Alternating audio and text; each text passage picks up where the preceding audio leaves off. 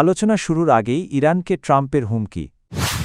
ভারত পাকিস্তান দ্বন্দ্বে মধ্যস্থতা নয়, তবে বন্ধুত্বের হাত বাড়াতে প্রস্তুত রাশিয়া। রাশিয়ার নতুন হামলায় কাঁপছে ইউক্রেন। তেহরানে ভয়াবহ অগ্নিকাণ্ড, হতাহতের শঙ্কা। হার্ভার্ডের বিরুদ্ধে $1 বিলিয়ন বিশাল ক্ষতিপূরণ মামলা করবেন ট্রাম্প। দীর্ঘদিনের হুমকি পাল্টা হুমকির পর অবশেষে আলোচনায় বসতে যাচ্ছে যুক্তরাষ্ট্র ও ইরান। আগামী শুক্রবার তুরস্কের ইস্তাম্বুলে ইরানের পররাষ্ট্রমন্ত্রী আব্বাস আরাগচি এবং মার্কিন বিশেষ দূত স্টিভ উইটকফের মধ্যে সরাসরি বৈঠক হওয়ার কথা রয়েছে। তবে আলোচনার আগেই কঠোর বার্তা দিয়েছেন মার্কিন প্রেসিডেন্ট ডোনাল্ড ট্রাম্প। ওভাল অফিসে তিনি বলেন, ইরান যদি চুক্তিতে না আসে তাহলে ভয়াবহ কিছু ঘটতে পারে। একই সঙ্গে তিনি জানান, ইরানের দিকে মার্কিন নৌবহর এগিয়ে যাচ্ছে, যদিও কূটনৈতিক সমাধান হলে সেটিই সবচেয়ে ভালো হবে।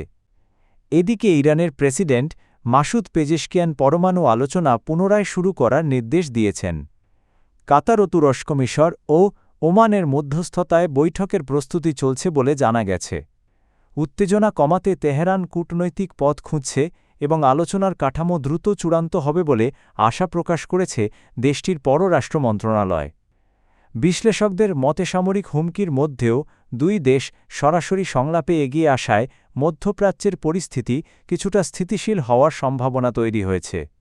তবে গত জুনে ইসরায়েল ও যুক্তরাষ্ট্রের হামলার পর স্থবির হয়ে থাকা এই আলোচনা কতটা সফল হবে তা এখন দেখার বিষয়।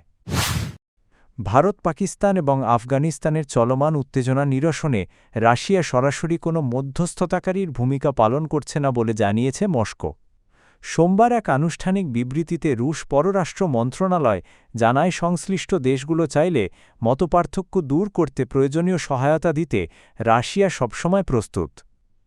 রাশিয়া বিশেষভাবে ভারত পাকিস্তান সমস্যা সমাধানে সিমলা চুক্তি ও লাহোর ঘোষণার ভিত্তিতে দ্বিপাক্ষিক আলোচনার ওপর গুরুত্ব দিচ্ছে। এদিকে পাকিস্তানের সঙ্গে সম্পর্ক জোরদার করার দিকেও নজর দিচ্ছে মস্কো। 2025 সালে প্রেসিডেন্ট ভ্লাদিমির পুতিন ও প্রধানমন্ত্রী শাহবাজ শরীফের বৈঠকসহ একাধিক উচ্চপর্যায়ের আলোচনা হয়েছে, যা পারস্পরিক সহযোগিতা বাড়ানোর ইঙ্গিত দেয়। অর্থনৈতিক ক্ষেত্রেও দুই দেশ দীর্ঘমেয়াদী পরিকল্পনায় এগোচ্ছে।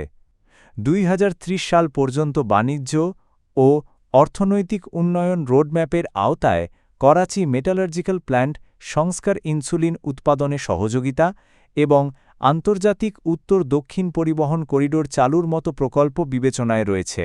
পাশাপাশি পাকিস্তানের তেল গ্যাস খাতে রুশ কোম্পানির অংশগ্রহণ নিয়েও আলোচনা চলছে।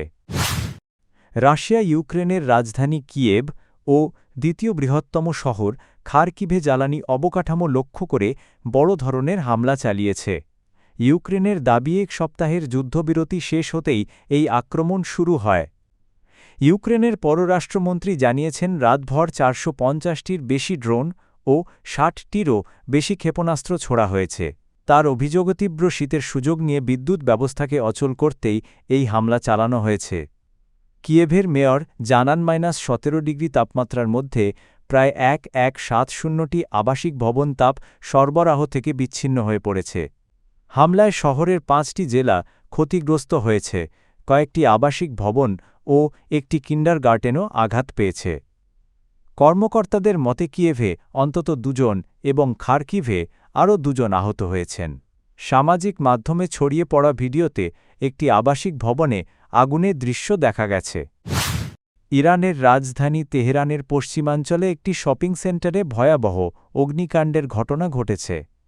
মঙ্গলবার রাষ্ট্রীয় সংবাদ মাধ্যমের বরাতে এই তথ্য জানিয়েছে রয়টার্স।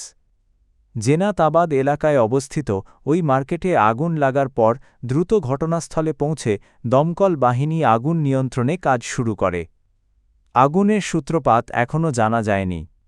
অগ্নিনির্বাপন বিভাগের এক মুখপাত্র জানান, শপিং সেন্টারটিতে অসংখ্য দোকান ছিল এবং আগুনের তীব্রতা এতটাই বেশি যে শহরের বিভিন্ন স্থান থেকে ঘন ধোঁয়া দেখা গেছে।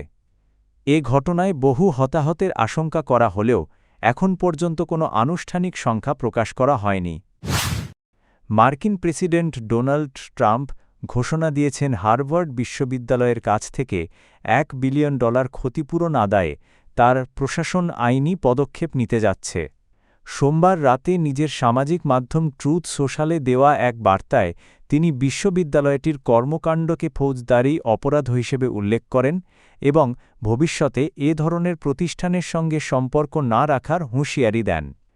এই বিরোধের পেছনে রয়েছে উচ্চশিক্ষা প্রতিষ্ঠানের ওপর প্রশাসনিক নিয়ন্ত্রণ নিয়ে দীর্ঘদিনের টানাপোড়েন। ট্রাম্প প্রশাসন আইভি লীগ বিশ্ববিদ্যালয়গুলোর বিরুদ্ধে আমেরিকা বিরোধী মতাদর্শ প্রচারের অভিযোগ তুলেছে। বিশেষ করে ফিলিস্তিনপন্থী বিক্ষোভ এবং বৈচিত্র্য নীতির বিষয়গুলো নিয়ে হোয়াইট হাউসের আপত্তি রয়েছে। এদিকে গত সেপ্টেম্বরে এক ফেডারেল বিচারক হার্ভার্ডের $2.2 বিলিয়ন গবেষণা অনুদান বাতিলের সিদ্ধান্তকে আইনবিরোধী বলে রায় দেন। সেই রায়ের বিরুদ্ধে আপিলও করছে প্রশাসন। বিশ্লেষকদের মতে ট্রাম্পের এই পদক্ষেপ শুধু হার্ভার্ডকে চাপের মুখে ফেলছে না বরং যুক্তরাষ্ট্রের উচ্চশিক্ষা ব্যবস্থায় বড় ধরনের পরিবর্তনের ইঙ্গিত দিচ্ছে।